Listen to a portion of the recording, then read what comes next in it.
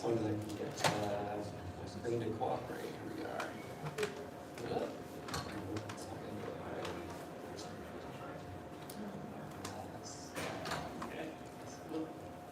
Here we are. Okay. So first up, today we're going to be releasing a tool called SonicCrack, and this is the culmination of the research we're going to walk you through later. But essentially, we have a command line tool that all you need to do is feed into it any NSV image for VMware, and it will go in and it will extract the keys from that image, it will extract the encrypted firmware, it will crack the firmware, and it will dump out the root FS volume so that you can mount it and do the root file system. And just so you know that you're actually in the file system that's running on the appliance itself, you can do a search and see the Sonic OSV binary, which is like the monolithic binary that runs most of the firewall functions. So this is what you're going to get. This is online, and we'll have the link for you at the end, but how it does the magic is what we're going to explain to you. The other demo that I have for you today goes to what can you actually do with this? You know, why do we do this type of research? And it enables things like this. A couple of weeks ago, SonicWall dropped an advisory. It was critical. It affected the SSL VPN component of their firewalls, and it was an auth bypass. You know, it's so beautiful. Because we had done the research to be able to decrypt the firmware, as soon as the advisory dropped, we were able to jump in, download the vulnerable and patched firmware, extract them, decrypt them, pull out the binaries that mattered, and jump right into doing the patch stuff. And we were able to write an exploit very rapidly. When a lot of other people hadn't even gotten past the first step yet, like decrypting. And so what you're going to see here is on the left, there's a client using NetExtender to sign into the SSL VPN. And on the right, we're going to run our exploit, which is essentially sending a payload to the SSL VPN endpoint, and it's causing the server to dump out the session ID from that connected user.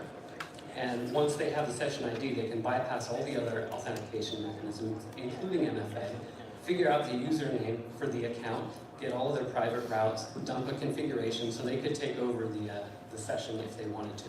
And you can repeat this attack as many times as you want. You know, whoever's connected, you can hijack their session as well. It doesn't have any adverse impact until you actually take over somebody's session. So this is what we were able to do with it. I'm going to pass it back to Caleb to give you some background info now. Okay, so yeah, a bit about these devices. Why do we want to look at them from a security perspective? It's important to us because it's important to a lot of other people. A lot of large enterprises use security appliances like SonicWall, and it provides, as any firewall might, privileged access into the internal network, and there have been a lot of critical severity vulns in this class of appliances in the past couple of years, vulns that I will affectionately term initial access as a service.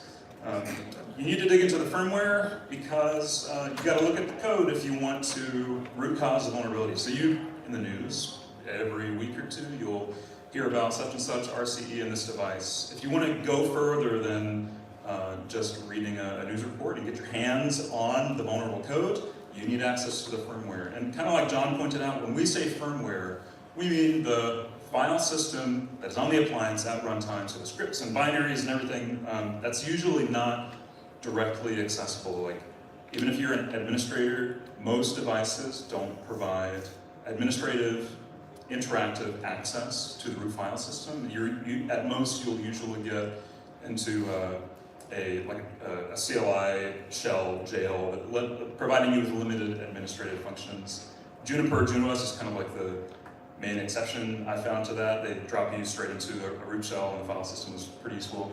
So you can reverse vulnerabilities. You can also build detailed fingerprints so that you can, without interactive access, you can send a simple request to a remote device exposed on the internet, and based on various little innocuous details that change from version to version, you can infer this device is running version 1.2.3, and that's vulnerable to whatever CVE. It's a technique we've used to great effect over the past couple of years. It kind of takes some inspiration from TOF by Elcam-Tuff. I haven't said that name out loud before, so I think I'm saying it right, I don't know.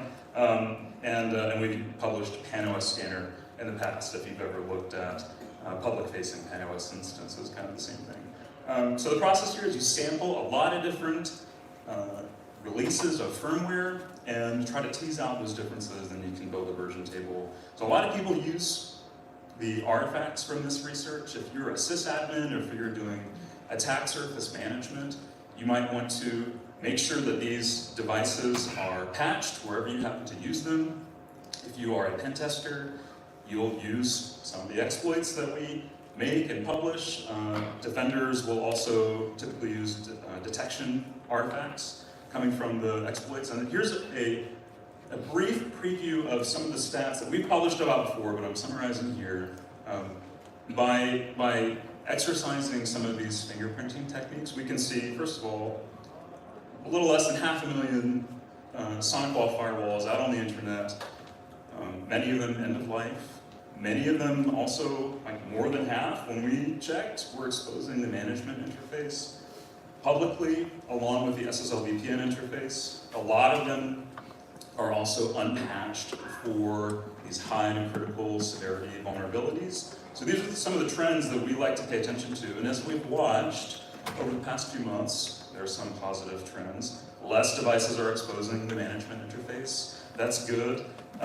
So let's go ahead and talk a bit about the landscape of these appliances. On the left-hand side, you've got like a Soho, kind of a smaller device, running Sonic OS. On the right-hand side, the appropriately named supermassive device that maintains like thousands of concurrent connections for large enterprise. NSA kind of sits there in the middle, mid-range device. And then there's NSV, which is the virtual image that if you use a cloud provider or download your own VMware, you're going to use that. And now let's break this down a bit further.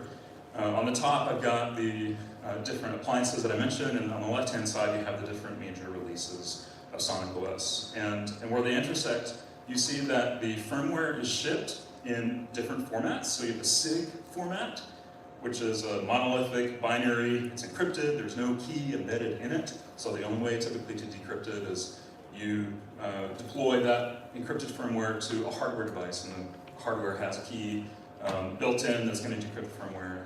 There's SWI that has key material embedded in it, and then the VM formats inside of those, they might use a variety of, they might use LUX or SIG, like we just mentioned.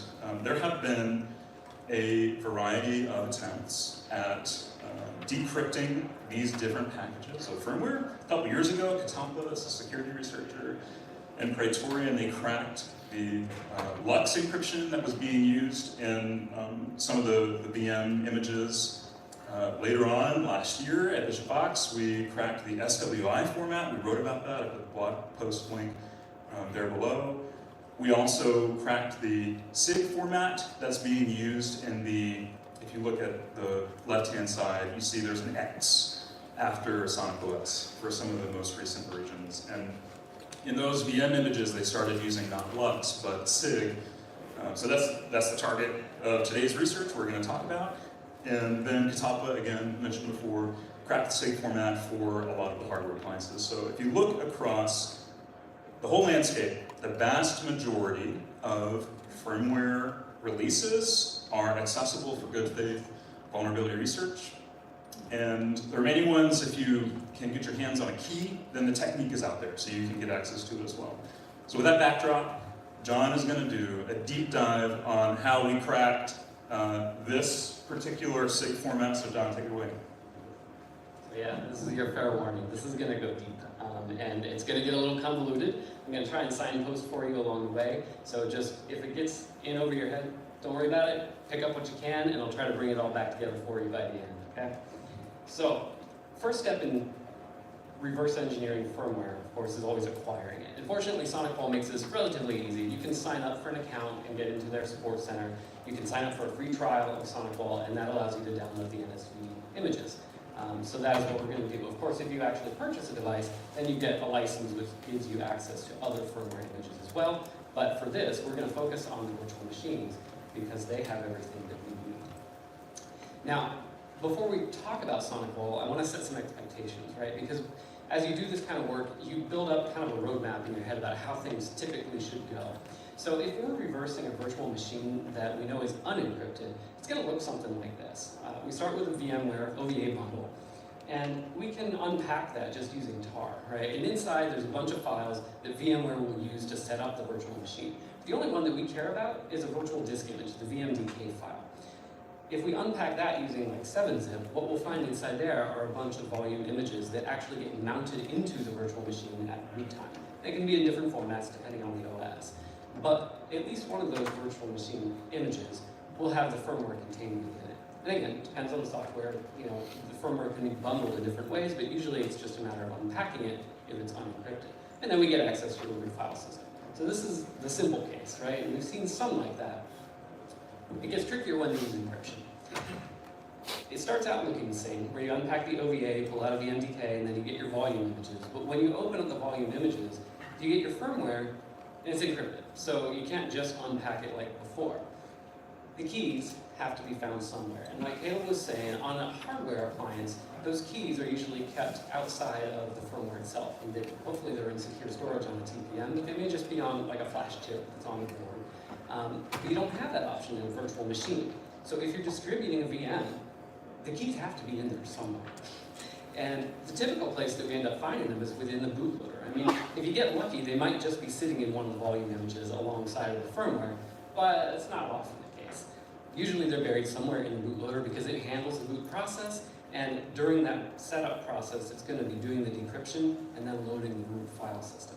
So we can expect the keys will probably be in there. And once we extract those keys, then we can go back to our firmware image, decrypt it, and then we get down to the file system.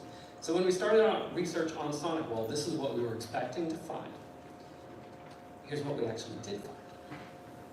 So we started off with NSV, unpacked it, got the VMDK, and got some volume images out of that. So far, so good.